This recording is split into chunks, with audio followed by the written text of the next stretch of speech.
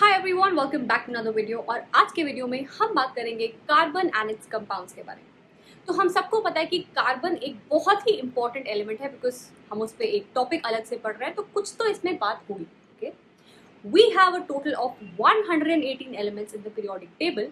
पर इस कार्बन में इतना क्या स्पेशल है कि हम इस पे एक अलग टॉपिक पढ़ते हैं। Let's try to understand that. सबसे पहले हम ये समझेंगे कार्बन के बारे में क्या क्या वो चीज़ें हैं जो हमें पहले से पता है।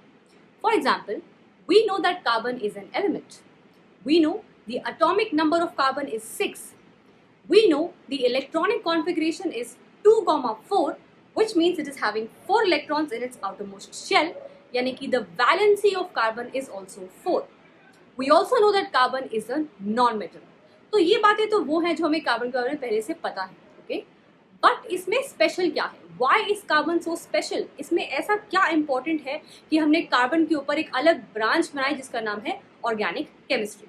Let's try to understand that now. वैसे देखा जाए तो कार्बन का अमाउंट कुछ बहुत ज़्यादा नहीं है एनवायरमेंट में। अर्थ के क्रस्ट में सिर्फ 0.02% और एयर में 0.03%, which is well quite less, right? तो इतना इंपॉर्टेंट क्या है? Why is carbon called the basis of life? Okay, तो सबसे पहले स्टार्ट करेंगे अपनी बॉडी से। ह्यूमन बॉडी में 18% कार्बन होता है, या कार्बन और उसके कंपाउंड्स होते हैं। Okay, which is well quite a high number. हमारा खाना जो हम खाते हैं, we all obtain our food from plants because we all are heterotrophs. और प्लांट्स जो भी खाना बनाते हैं वो होता है in form of glucose, which again is nothing but a compound of carbon. Again, coal, petroleum, natural gas जो हमारे एग्जॉस्टिबल नेचुरल रिसोर्सेज हैं, जो हमारे फॉसिल फ्यूल्स हैं, carbon compounds. DNA which is the unit of life, वो भी carbon compound से मिलकर बनता है। डायमंड्स, ये तो बिल्कुल नहीं पता होगा। Diamonds actually are those compounds which are made up of only and only carbon atoms. So मतलब carbon atoms repeat हो के diamond synthesize कर देते हैं।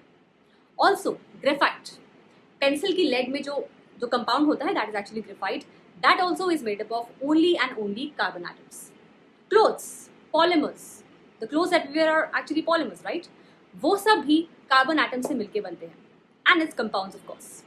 Medicines, drugs, again carbon and its compounds.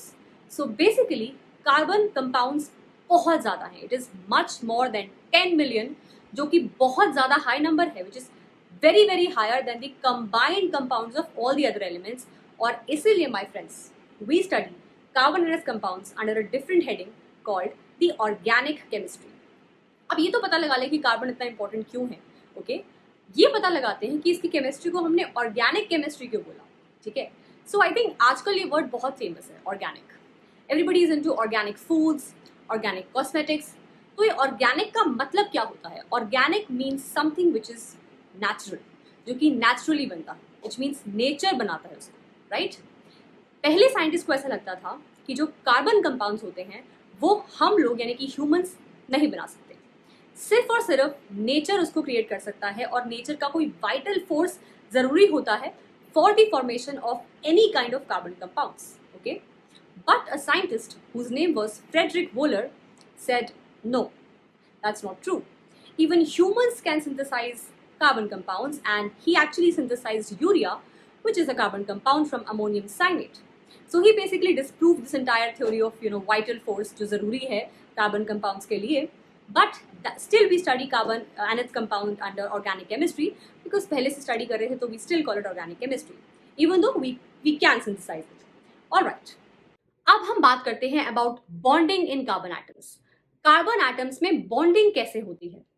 सो अभी तक हमें पता है कि बॉन्ड्स बन सकते हैं by give and take of electrons, and those are called ionic bonds. ये गिव एंड टेक क्यों होता है? ये गिव एंड टेक इसलिए होता है क्योंकि एटम्स को अपने इलेक्ट्रॉनिक कॉन्फ़िगरेशन इनर्ट गैस जैसा करना होता है, बिकॉज दे वांट 8 इलेक्ट्रॉन्स और 2 electrons in this outermost shell, which is called octet and duplet respectively, right? तो बेसिकली कोई भी एटम चाहेगा उसके पास 8 electrons in the outermost shell होने चाहिए, राइट? कार्बन एटम जो है हमारा, उसके पास टोटल 4 इलेक्ट्रॉन्स है इन इट्स आउटरमोस्ट शेल, यानी कि कार्बन को 4 और इलेक्ट्रॉन्स चाहिए टू अटेन स्टेबिलिटी, या फिर उसको 4 इलेक्ट्रॉन्स लूज करने पड़ेंगे to attain a duplet which is 2 electrons in its outermost shell. ठीक है, तो देखना यह है कि कार्बन एटम एक्चुअली इन दोनों में से क्या करेगा। क्या वो 4 इलेक्ट्रॉन्स गेन करेगा to achieve 8 electrons in its outermost shell and C4 minus anion बनाएगा, या फिर कार्बन 4 इलेक्ट्रॉन्स को गिव आउट करेगा और ड्यूप्लेट अचीव करेगा और C4 पॉजिटिव केटाइन बनाएगा। तो इंपॉर्टेंट बात यह है कि लेट्स अंडरस्टैंड कि कार्बन दोनों में से क्या चूज करेगा। So the answer is carbon in दोनों में से कुछ नहीं करता है। ना ही कार्बन 4 इलेक्ट्रॉन्स को गेन करेगा और ना ही 4 इलेक्ट्रॉन्स को लूज करेगा। क्यों? फर्स्ट वन इज 4 इलेक्ट्रॉन्स वो गेन क्यों नहीं कर सकता? बिकॉज कार्बन के पास अभी तक 6 इलेक्ट्रॉन्स और 6 प्रोटॉन्स हैं, राइट? अब अगर वो 4 इलेक्ट्रॉन्स और गेन कर लेगा तो उसके पास 10 इलेक्ट्रॉन्स और 6 प्रोटॉन्स रह जाएंगे। Now 6 protons cannot attract very effectively these 10 electrons and that is why the carbon atom is going to be unstable और इसीलिए वो 4 इलेक्ट्रॉन्स गेन नहीं करता। Also the energy required in this process, ऐसे electrons को gain कर लेना बहुत सिंपल नहीं होता। A lot amount of energy is required, उतनी एनर्जी कार्बन के पास नहीं होती है। That is why the first one which is the gaining of 4 electrons can't be done. तो ये तो समझ में आ गया कि 4 इलेक्ट्रॉन्स कार्बन गेन नहीं कर सकता, पर 4 इलेक्ट्रॉन्स कार्बन लूज क्यों नहीं कर सकता? If carbon atom loses 4 electrons, again energy constraints तो है ही, बट अगर वो 4 इलेक्ट्रॉन लूज करता है, now the atom is going to have 6 protons and only 2 electrons, और ये जो एनर्जी है that is going to be very very incoherent. इसलिए कार्बन 4 इलेक्ट्रॉन्स लूज भी नहीं करता। So now carbon 4 electrons gain नहीं कर सकता और लूज भी नहीं कर सकता, पर कुछ तो करना पड़ेगा ना, because it needs to have 8 electrons in its outermost shell. तो कार्बन एटम क्या करेगा? अब उसको याद आएगा sharing is caring, and now carbon atom is going to share its electrons with other atoms. और इंपॉर्टेंट बात यह है कि इस शेयरिंग में फायदा सिर्फ कार्बन एटम्स का नहीं होगा, जिसके साथ भी वो शेयरिंग कर रहा होगा उसका भी फायदा होगा, and this kind of bonding is called covalent bond. तो जो गिव एंड टेक से बॉन्डिंग थी उसको हम बोलते थे आयनिक बॉन्ड, और क्योंकि वहां पे गिव एंड टेक था तो वहां पे आयंस बनते थे, केटायंस यानी कि पॉजिटिव चार्जेस या एनायंस यानी कि नेगेटिव चार्जेस। बट यहाँ पे क्योंकि कोई गिव एंड टेक नहीं हो रहा है, it is going to be complete sharing of electrons, इसलिए इसको हम बोलते हैं covalent bond. Okay, so a bond which is made with sharing of electrons instead of give and take of electrons is called a covalent bond. जैसे कि आप देख रहे हो सोडियम फ्लोराइड में, you can see that 1 electron of sodium is lost and fluoride gains 1 electron, right? So you have cations and anions form there which is an ionic bond. But hydrogen में which is H2, यहाँ पे every hydrogen atom is going to have just 1 electron, और उसको अपनी duplet complete करनी है किसी भी तरह। तो अगर वो या तो ये भी एक इलेक्ट्रॉन लूज कर देगा तो उसका कुछ फायदा नहीं है, right? So it is going to share 1 electron with the other hydrogen atom, और ऐसा करने से दोनों हाइड्रोजन एटम्स के पास 2-2 इलेक्ट्रॉन्स हो जाएंगे, and that is going to be a very good day for both of them, which is a covalent bond. Now let's talk about some more covalent bonds. Nitrogen atom, सबको पता है उसकी electronic configuration होती है 2,5, which means it is having 5 electrons in its outermost shell. Valency of nitrogen is 3. उसको 3 और electrons कहीं से भी चाहिए। Okay, so again taking up and giving out of 3 electrons, again an energy constraint process. तो वो क्या करेगा? It is going to somehow share these 3 electrons with some other atom, and that is why it is going to form covalent compound. तो nitrogen, जैसे कि हमें पता है कि नाइट्रोजन खुद के साथ बॉन्ड करता है विद अ ट्रिपल बॉन्ड। अब ये ट्रिपल बॉन्ड क्यों होता है? क्योंकि नाइट्रोजन को 1 नहीं, 2 नहीं, 3 इलेक्ट्रॉन्स की रिक्वायरमेंट है। So it is going to share 3 of its electron with the other nitrogen atom, and it is going to form N2 which is nitrogen gas. Again talking about oxygen atom, oxygen atom की electronic configuration 2,6 होती है, इसको 2 और electrons चाहिए। अब तुम बोलोगे यार 2 इलेक्ट्रॉन का देना लेना तो easy है, right? So it can easily take up 2 electrons and have 8 electrons in its outermost shell. पर किसके साथ बॉन्ड करो ये भी तो देखो ना। If it is forming a bond with a metal, ठीक है, तो ये गिव एंड टेक कर सकता है, पर अगर ये किसी नॉन मेटल के साथ बॉन्ड फॉर्म करेगा जो कि गिव एंड टेक नहीं कर सकता, तो ये कोवैलेंट बॉन्ड्स ही बनाएगा। तो if carbon atom is forming a bond with another carbon atom, it is going to form covalent compound. जैसे कि आप देख रहे हो oxygen is forming a double bond with oxygen, क्योंकि इसको 1 नहीं 2 इलेक्ट्रॉन्स की शेयरिंग रिक्वायर्ड है।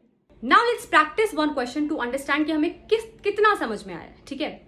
सो क्वेश्चन ये है कि which of the following statements are true.